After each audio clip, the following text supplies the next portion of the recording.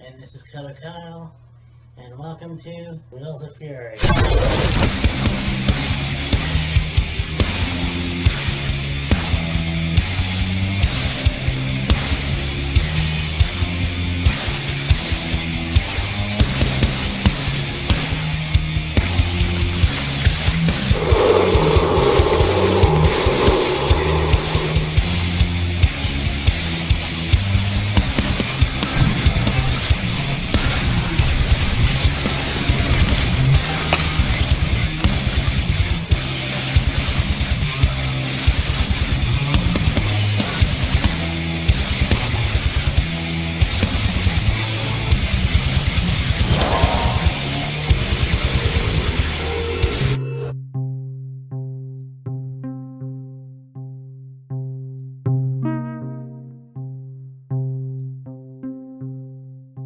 Hey, me Matt here, and this is Killer Kyle, and welcome to Wheels of Fury. And I said a long time ago we're gonna do a look back at a review from the 80s. And of course, an AWA review. Last couple weeks, we said we were gonna do Super Clash 89. Or 2, whatever. Fortunately, we can't find footage of that. We can only find the infamous match. Yeah. With Kerry Von Erich and Jerry the King Lawler. But I was on YouTube today and I found WrestleRock 86. And holy shit, what a show. I don't even know if it's completely done yet. The video stopped that we were watching. It was the end of a match, but I think there might be more matches. I'm not sure because it's part 1. I think there might be a part 2. But well, nonetheless, we did one for ECW and it was a part 1. Yeah. And we did part 2, so it's really this was a really good show, and it goes to show you that nowadays wrestling fans complain that there are empty seats. Well, when you go to a wrestling show in the beginning, they have empty seats that need to be filled. Oh, yeah. And they do eventually get filled. But during that time, people have wrestlers go and do matches to entertain that crowd. Yeah. It goes back to what we said before. Yeah. Basically, they'll open up the doors and let people in and scan their ticket, get something to eat, popcorn, soda, nachos, whatever, and then they'll find their seat and sit down. And instead of people sitting there twiddling their thumbs for like 2 hours roughly or so, waiting for the show to start, they'll be like, okay, Cena, you're gonna have a match with Orton. Undertaker, you're gonna have a match with Eddie. Hardy Boys, you're gonna have a match with Edge and Christian. Whatever. Have like 2 or 3 matches. Entertain the crowd. Also build up the pay-per-view, whatever it may be, and then you get with a lead into Royal Rumble, SummerSlam, Survivor Series, WrestleMania, Elimination Chamber, so on and so forth. Yeah. And AWA, and then, watching it when I was a teenager, some of it, I didn't necessarily get the channel it was on, but seeing bits and pieces of it was really cool, and knowing who was there at the time. You got the Vachons, you've got Baron Von Raschke, you've got a lot of these guys, the Crusher, and then of course you got guys that eventually moved to WWE, like Rick Martel, or Sergeant Slaughter, or Kamala, or even Hulk Hogan, and Andre the Giant. But this was a pretty good program, Yeah, for sure. And to see so many big name stars in the AWA mid-80s, pretty cool. Yeah. And 1986 definitely was a good year for wrestling, although you would see WrestleMania 3 in the year after. Yep. But This was kind of like the arena that WrestleMania 3 was on, sort of. Mm-hmm. Well, I said WrestleMania 8, but who knows? Yeah. Anyhow. We start things off with a match between Brad Rheinigan, I think that's how you pronounce it, against Boris Zukov. Of course, people will probably remember Boris Zukov when he was partnered with Ivan Koloff. as the Bolsheviks? Bolshevik, yes. Yes. Brad Rheinigan. I'm sorry if I'm brutally pronouncing your name. Mm-hmm. Don't really, like, I'm sure he was a big name star in the AWA and whatever. Yeah. I'm sure fans of the AWA would very much remember Brad. I don't really know too much about him. I don't either. Yeah. Either.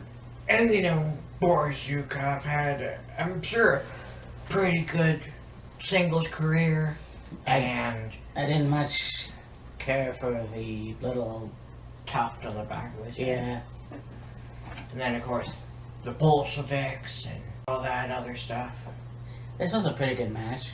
Kind of went on the outside for a bit. You know, Boris Zukov is the big powerhouse there. I just can't remember who won the match. It was Brad. Brad, yes. Foul! I don't know how I forget that. Anyways. Well, it is right there. Yeah, I know. So next we go on to a tag team match featuring midgets. Yes. You have Little Mr. T and Cowboy Lang against Lord Littlebrook and Little Tokyo. Yes. You definitely see Lord Littlebrook and Little Tokyo at the WrestleMania 3 Yes. against King Kong Bundy, but this match was really good. I think, you know, you don't give the midget wrestlers enough credit than, you know, just being sideshow wrestlers. They're actually pretty good. Oh yeah, absolutely. Their commentator that was talking or commentating the matches said something that I found pretty cool. He goes, big or small, short or tall, AWA has them all. There you go. Mr. T and Cowboy Lang won. Little Mr. T and Cowboy Lang Yeah, defeated Lord that's it. Littlebrook and Little Tokyo. Yeah. So, I mean, that was a good match. Oh, that's not too much of a tongue twister, is it? No. Lord Littlebrook and Little Tokyo.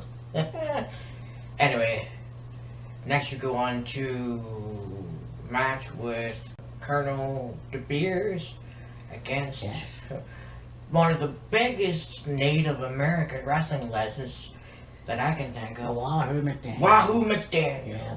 Daniel. This guy definitely wrestled in the EWA. He's wrestled everywhere else. Again, like Chief J. Strombo, I don't really know too much about him, but I don't know if he's Native American. He might be. But again, there's another stereotypical, let's do the rain dance and stuff like that, the tomahawk chop.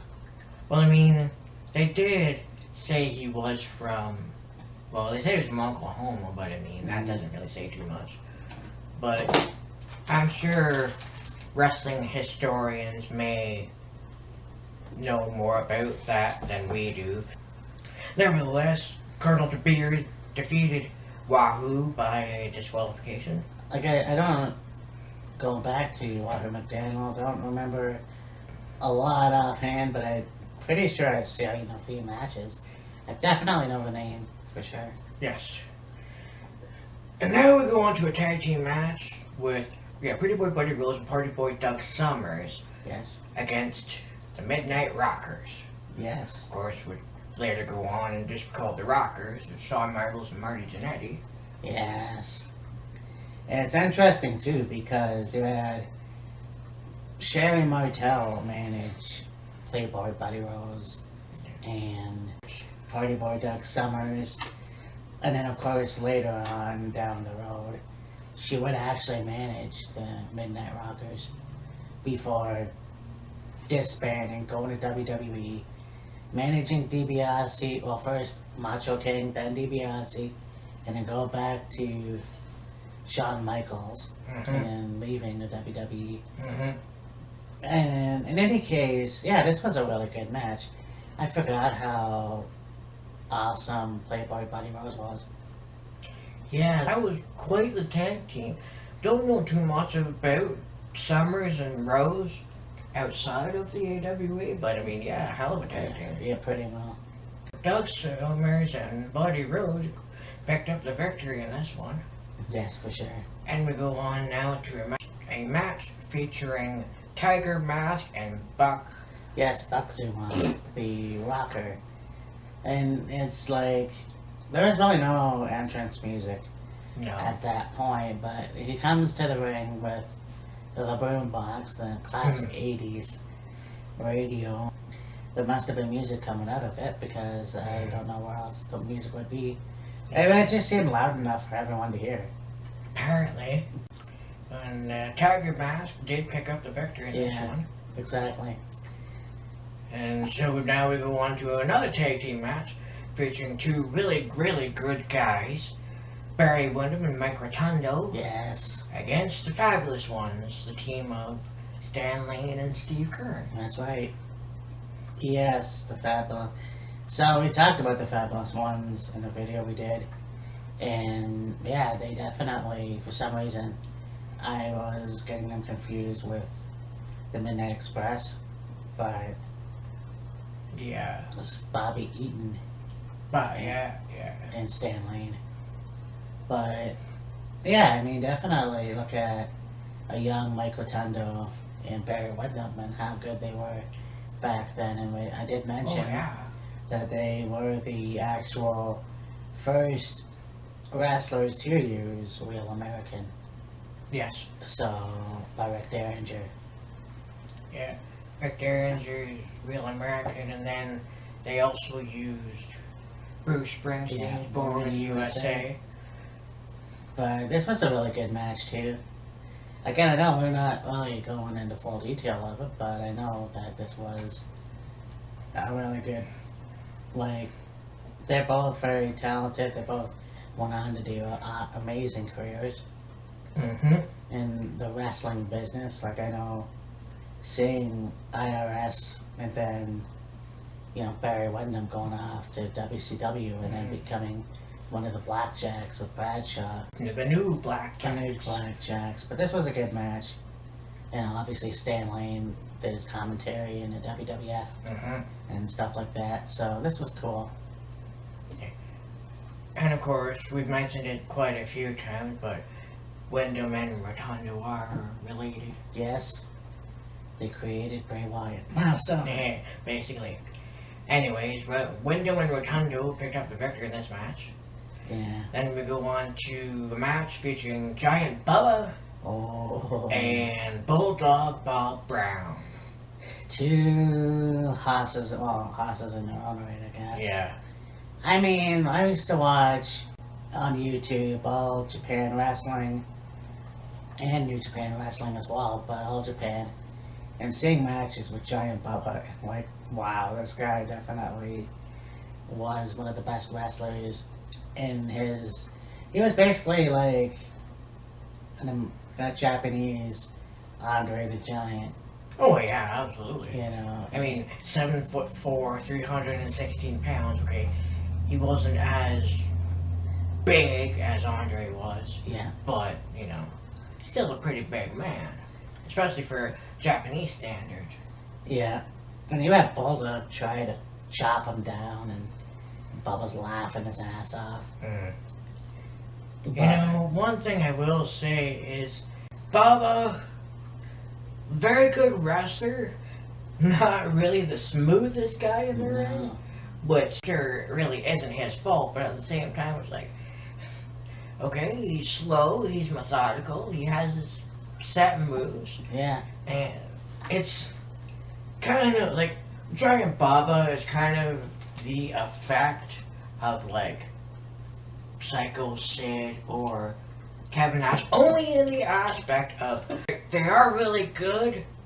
They have their moves. They can, do power bomb and knees and whatever. Yeah. But you put them in the ring against somebody that's very, very good, high flyer, etc., etc. Mm-hmm. You got a good match.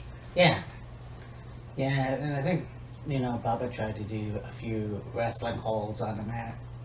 Yeah, like side headlock and Yeah. stuff like that. It doesn't really necessarily work. I don't know why. But anyways, this was a pretty good match. Yeah, Giant Bubba picked up the victory in this one.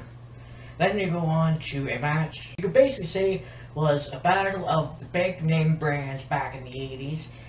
You got former AWA World Champion Rick Martel against former 7-time NWA Heavyweight Champion Harley Race. Oh, yes. When I was saying this to Kyle, the guys had the same hairstyle since 1975. I know, right? Christ. But I mean... Sorry to cut you off. No, go ahead. Yeah, he did pretty much have the same hairstyles in 75, but you look at when he managed Big Man Vader in WW, it was a little longer still, and a lighter cut, like blonde. Yeah, a little receding. But, I mean... well, no, not receding, but blonde. Mhm. Not that dark brown color or whatever, but it was significantly longer than it was for many years. Right. It's funny watching this match, and people are talking about the young man Ricky Martel, and keep calling him Ricky Martel. I thought maybe Teddy Hart was in the audience, Yeah, really, eh? but this was a really good match. Harley Race definitely still had it up, whatever the hell that means. Being younger, Rick Martel definitely had his, Style. style, and he moved really well. Yeah. And that's the thing, he's still young enough that he can make an appearance in WWE Oh, yeah, exactly. or whatever, because, he's not exactly 60 yet. No. Not like that matters, but he's still is in relatively good shape, I'm assuming. I haven't really seen any shoot interviews with him lately. Yeah. And I think it would be awesome to see him just come back, and I'm surprised they haven't brought him back for like a gimmick battle royal, or even when they did old school Raw. Right. But this was a good match. Yeah, for sure. This match, although ended in a double countout, they call it a double disqualification, but it's like, no, that's a friggin' double countout. Yeah, well, you know how I feel about those. Yeah. You take a good match and then it turns to shit for no reason. Yeah. And Martel was really trying to get at Harley Race afterwards. Oh, yeah. And I can understand. I'd be pissed off too. Oh, yeah, for sure. And then we go on to a 10-woman battle royal featuring Sherry Martel, Debbie Combs, Candy Devine, Rose Devine, Joyce Gable, Kat Leroy, Despina Montegos, I'm sorry if I brutally pronounced that, Misty Blue Sims, and Luna Vachon. Well, Leona Vachon for some. Yeah, they called her Leona. And that's the thing with his commentary as well. It's like, I thought the commentary today was shitty. It was saying they're getting Martel's age wrong and stuff like that. It's fucking stupid. I know, right? But this was a fairly good match too. Like I said, Sherry Martel, when she was on, she was on. Oh, she was a gem, that one. So, this was good. And you look at Luna Vachon though, and I didn't realize that she was in AWA in the 80s, but she still had like the lightning tattoos on her head. Yeah, she had the lightning tattoo on her side of her head, but later on in her career, she had what I would call a mohawk mullet. Mm-hmm. This match, one side of her head completely shaven down to the scalp. The other side of her head was bright pink and poofy and long and yeah. I was really looking forward to seeing Paul bring her out. Yeah, they butcher hold on. The Bishop brothers, yeah. Yeah. But nonetheless, this was a good one. Sherry Martel won Yes. and gave another coke-induced speech. So, there it is. She actually won a certificate or some shit. Check for Check. 50 grand. Yeah. After Sherry won the match, you got Doug Summers and Buddy Rhodes coming out, and Sherry was like, I don't know, I think Candy Divine was their champion at the time, or whoever it was. And she goes, I told you I'd get back to the top and challenge you again for your championship. And then Buddy Rhodes and Doug Summers were like, well, she's challenging you for the women's championship, but we want a shot of the tag team titles too. And it's like, oh, okay. Share in the moment, kind of, I guess. Stealing the spotlight is more Yeah. But I think what they are trying to do is we're going to be the tag team champions. Sherry's the ladies champion, so Yeah, we'll get all the gold basically. yeah. And then, to cap it all off, this portion anyways, Paris Island, South Carolina, Sergeant Slaughter against the Ugandan giant Kamala.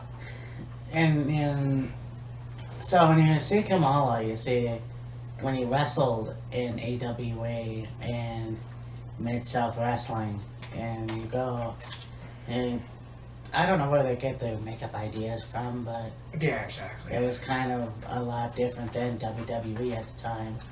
Yeah, for sure. So this was a good match. You saw Kamala definitely hurt Sergeant Slaughter when he was splashing him in his back, Mhm. expecting the 3 count. Of course, you can't do that, obviously. Yeah, exactly. Sergeant Slaughter definitely. I didn't really see the Cobra Clutch.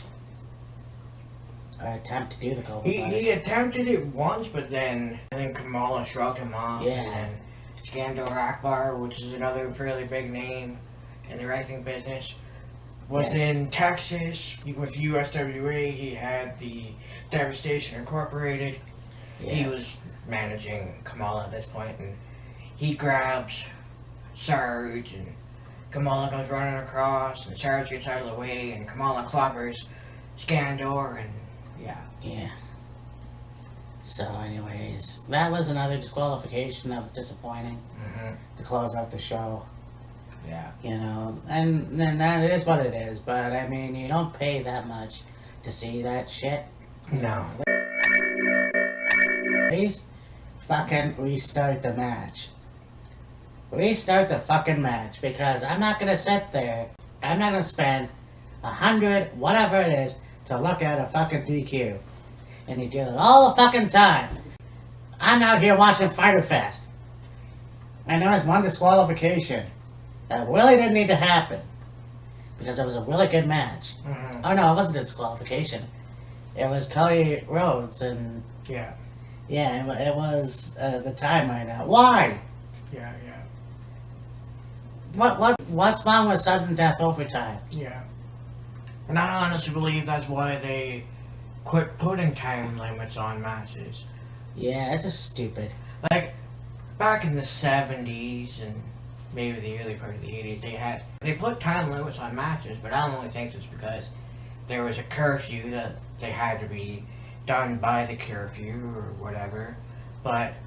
And there were promotions that would still do it, but see, a lot of them don't anymore, and it's for good reason.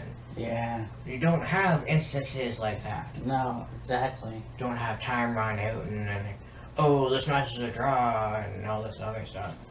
But would you not be disappointed if you went to a wrestling show and that's what they did? They put on a super match and it gets fucking the time run out. Oh, we're done. Yeah. Move on. Yeah, I mean, it was, like, it is disappointing, but I believe it's more disappointing when you have a time limit on, let's say, a champ. Like, for example, Rick Rude and Ricky Steamboat, U.S. Championship time limit match, and it goes to the time limit expiring, and it's like, could Ricky Steamboat take the title from Rick Rude, or could Rick Rude hold on and retain the title or whatever? And it's like, oh, the match is going to be a draw, we'll have to, this isn't the end of the rivalry, and all this other stuff. It's like, come on, are you kidding me? Pretty much. I mean, I look at the feud with Shane McMahon and The Miz. Yeah. It was bullshit. And I'm all for heel heat, but using Drew McIntyre like that, Yeah. that was fucked up. Anyway, so that was a good show we did. Yeah. Yeah, well, we should probably try to go into more detail, but it's better this way.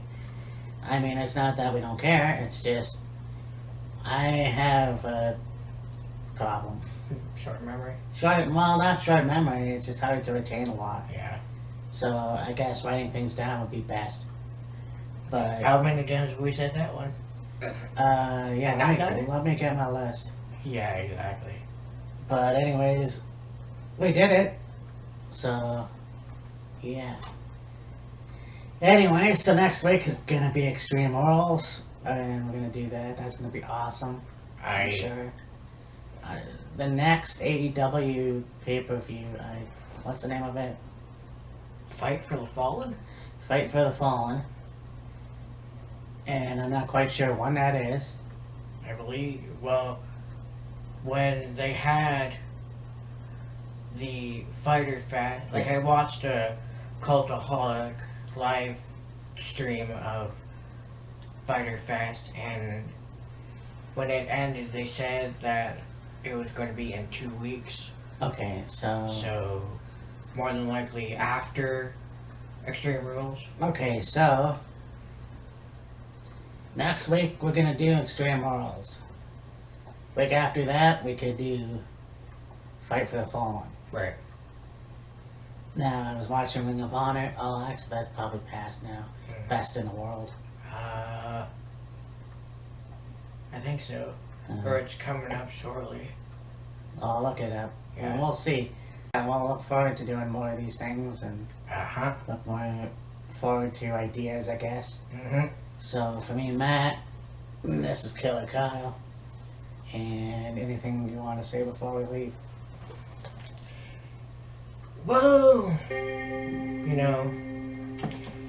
things are changing, times are changing. We're usually together for this and having lots of fun and all this other stuff. And with the change comes a lot of variances and a lot of new ventures, new exploring, whatever. When we did our Stomping Ground production video, it was the day after Matt's birthday. Well, it just so happens to be coincidental that when next Friday the production video for Extreme Rules is going to be the day before my birthday, my 30th birthday. Welcome to hell. So yeah, when you see me next week, it'll be the day before my 30th birthday, that following Friday, I will have turned 30, and yeah. Crazy! Oh yeah. I mean, I think I said that to you before. I've had people ask me, as I got older, later into my 20s, I had people ask me, do you feel older? Do you feel any older? I was like, no, I don't. I don't really feel any older. No. But at the same time, holy fuck, I'm gonna be 30. I know. What the hell? You Well, know? I mean, and it's when I turned 30, I didn't fucking think about it that much, but then Yeah. I started raising my fucking hair, even though I grew it out for 4 years. And it's not one of those things where I'm like nervous turning 30 or whatever. It's just one of those things where like, it blows my mind. Yeah. And you know, times change and your body Yeah. changes. Yeah. So, have fun with that. Yeah, really. Anyways, so we'll see you next time. Deuces. Peace out.